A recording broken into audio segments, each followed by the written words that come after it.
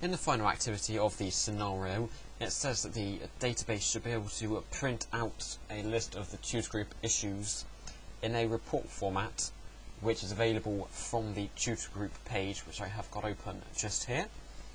So to start off doing this, we are going to want to create a query design, and we are going to want the issues table and also the students and tutor table. Although in fact actually we probably won't need the tutor table, just the issues and the students table. So as you can see, just spread them out. We've got the two tables there, and what we're going to want is the tutor ID from there. We're not going to want to show that one, but obviously under the criteria we're going to want to go into the builder, and for those of you who are using the text field from the login, this is where you'll put that in, but for me I'm using the temporary variable that I set. As I say, both of them work identically, just as good as one another.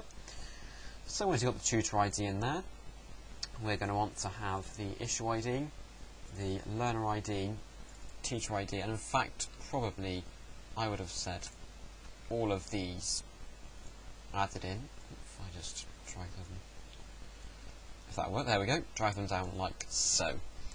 So you can see we've got the tutor ID, the issue ID, learner ID, all of the rest of the issue details. And if we save this one, query issues reports, like so. And now what you're going to want to do is go to create, go to report wizard, and under the table query drop down here, you want to select query and whatever you've called the query, which I called issues report. Select that one, and you're going to want to pop all the available fields over like so. Now what you're going to want to do is pre-group them by learner ID, which is fine by me. So I just go on to next, and I'm going to want to sort them by the issue ID ascending. Next again, steps, I just created a landscape because it means it's a bit of a wider page, but portrait or landscape you can play around with the margins and things later on, so it really doesn't make too much of a difference. Click on next and give it a suitable name. I use rpt underscore issues report, and then all I will do is finish to preview the report, and as you can see you've got that issue there for that particular tutor. What I'm going to do is just close print preview and just preview into design view. What I'm going to do is just make that, move that up a bit, and this is really where you play around with all the design. For example, the learner ID can be shrunken down a bit.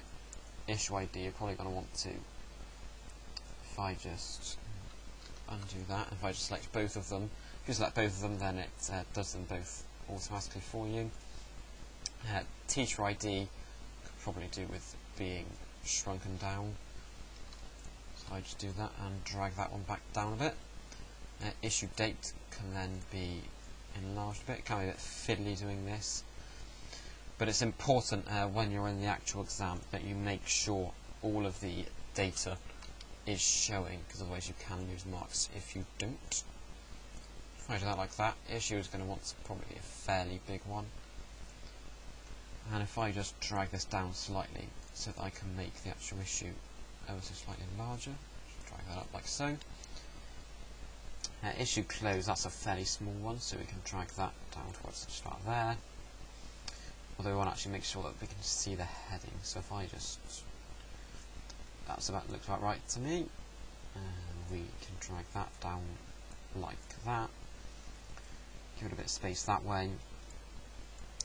And then if I just, instead of saying date tutorial, if I just call that date response to fit that in like so.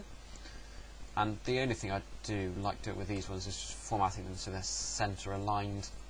It doesn't really matter, I just do it so it looks a bit nicer, centre aligned like so. And if I just save that one, go home and then into report view, and as you can see, there you go, you've got the learner ID, you've then got the issue ID, teacher, issue date, issue type, the issue, date of the tutor response and tutor response if there is one, and then also whether the issue has been closed or not. So there we go, there's for that one. As you see, depending on which tutor you log in as, that will automatically generate every time. So that is the final activity in the scenario, which is to print out the tutor group issues, and that indeed ends these tutorials based on the scenario. Thanks for watching.